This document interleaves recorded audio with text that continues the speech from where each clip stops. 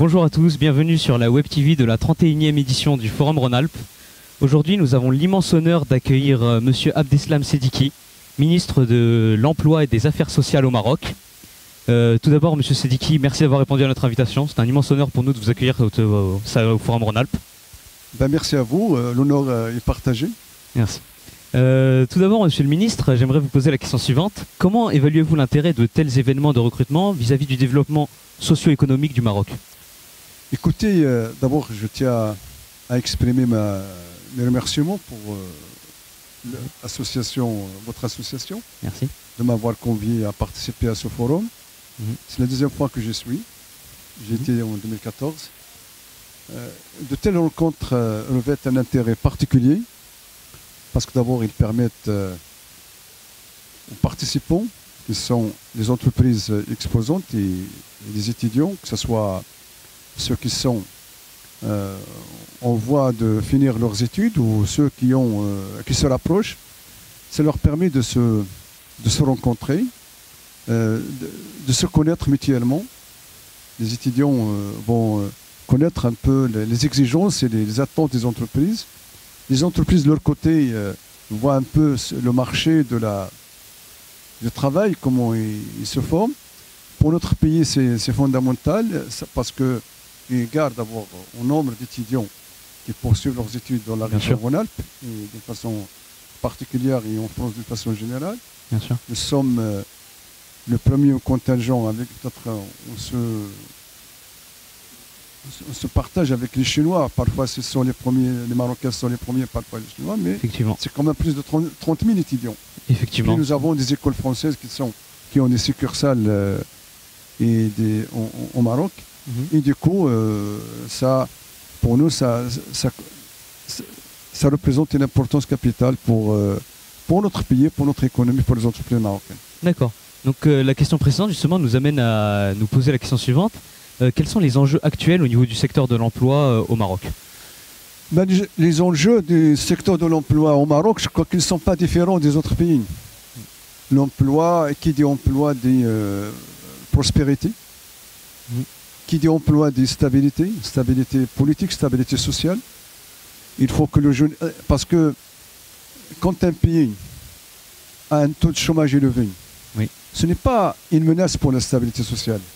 C'est aussi un manque à gagner pour un pays. Parce que qui produit la richesse? Ce sont les personnes, les hommes et les femmes, les jeunes surtout. Donc on a intérêt à ce que tous nos jeunes soient occupés et contribuent à la prospérité de leur pays.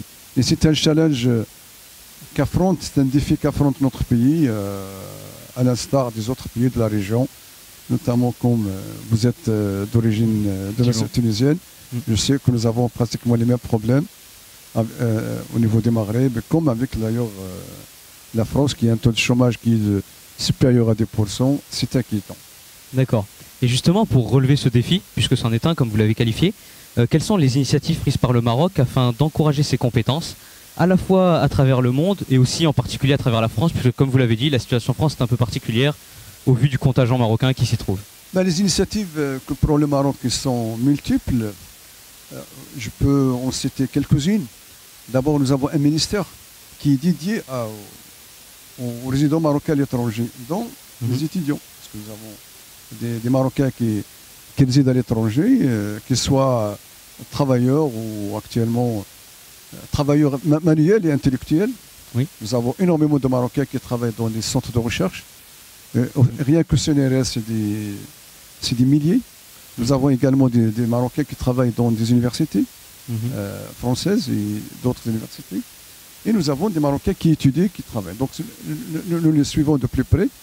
Ma présence aujourd'hui s'inscrit exactement dans ce sens-là pour donner un signal à nos jeunes que le Maroc est avec vous, qu'il attend beaucoup de choses de vous.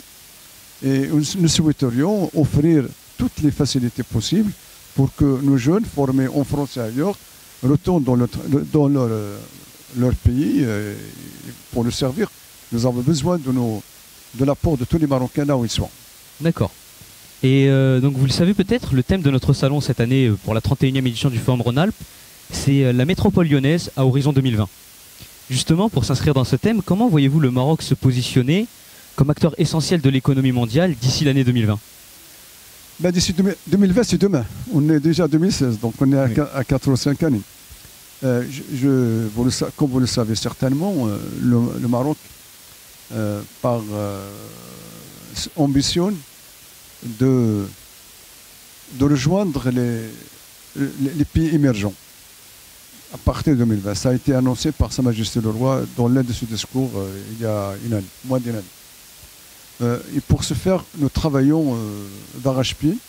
Nous avons lancé d'énormes chantiers à tout point de vue, sur le plan au niveau de l'industrie, au niveau de l'infrastructure, au niveau des énergies renouvelables, avec le grand projet qui est, je crois, unique dans son genre, le projet qui vient d'être inauguré le mois dernier par Sa Majesté à Ouarzazate, c'est l'énergie solaire, qui va constituer avec l'énergie éolienne et l'énergie hydraulique une source importante d'énergie alternative, et que le Maroc s'inscrit dans cette dynamique mondiale des énergies propres. Et comme vous le savez, le Maroc va accueillir la COP22 à Marrakech du 7 au 18 novembre prochain. Et c'est une responsabilité aussi que le Maroc doit assumer, et pour montrer à la communauté internationale qu'il est là pour participer à cette dynamique internationale, pour sauvegarder notre planète, pour améliorer le sort des citoyens et pour tracer les profils d'un nouveau cadre de vie, d'un nouveau modèle de développement. Et justement, le Maroc, par rapport au reste des pays africains, se distingue quand même en Afrique comme un modèle de développement tant social, économique, culturel, qui arrive à la fois à concilier tradition, mais également une ouverture constante vers le monde. Qu'est-ce qui fait, selon vous, la force de ce pays? Quelle est la cause? Comment peut-on justifier ça, sachant que le Maroc arrive toujours à conserver un vivier de compétences très solide au niveau national, par le biais de formation à l'étranger et un retour souvent au pays des élèves formés à l'étranger? Alors, je vais vous dire peut-être une réponse générale à cette question qui nécessite des discussions pendant 10 heures. Je crois que notre spécificité réside essentiellement dans deux choses. L'histoire et la géographie. Le positionnement géographique du Maroc lui donne cette fonction d'être un pays au carrefour des civilisations, d'être un pays qui est au carrefour des échanges humains, de marchandises. Et historique, notre pays, je crois, constitue dans la région l'une des nations les plus anciennes, qui est un État constitué depuis 14 siècles, donc avec des institutions solides, et des institutions de l'État, c'est-à-dire tous les ingrédients qui font un État sont réunis. L'institution monarchique, la société civile, le tissu associatif, les partis politiques, les syndicats, tout cela fait un État marocain.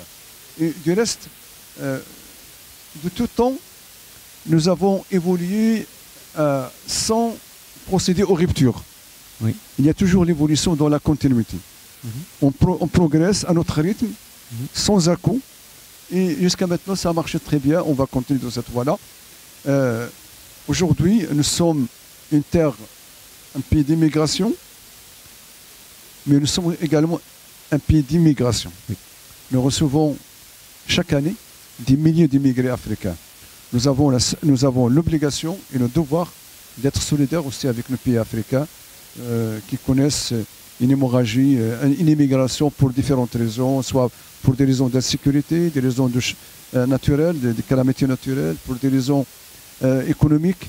Et le Maroc qui n'est pas, il ne se porte pas à merveille, mais il doit partager ce qu'il a avec les autres. D'accord. C'est en tout cas ce que je vous souhaite. Monsieur Sediki, je vous remercie infiniment d'avoir participé à cette interview.